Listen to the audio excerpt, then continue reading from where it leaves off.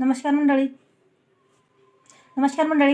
आज छानपैकी आपण चिवडा मसाला तयार करणार आहोत. त्यासाठी मी 1 चमचे धने, शोप आहे 1 चमचा, मीठ आहे चवीसाठी, जिरे आणि काश्मीरी लाल तिखट घेतलेले 2 चमचे, हळद, साधे लाल तिखट आहे 1 चमचा, पुदिना पान आहे हे वाळवलेले आहे छानपैकी उन्हात स्वच्छ धुवून, काळी मिरी आहे 10 ते 15, चाट मसाला आहे आणि काळे मीठ आहे, साखर आहे 1 ते 1.5 चमचा.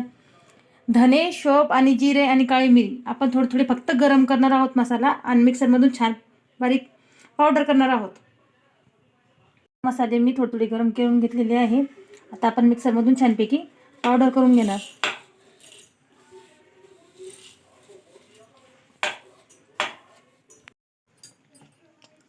बघू शकता किती छान मसाला तयार झालेला आहे आणि ताजा मसाल्याने चिवडा खूप टेस्टी आणि चविष्ट होतो.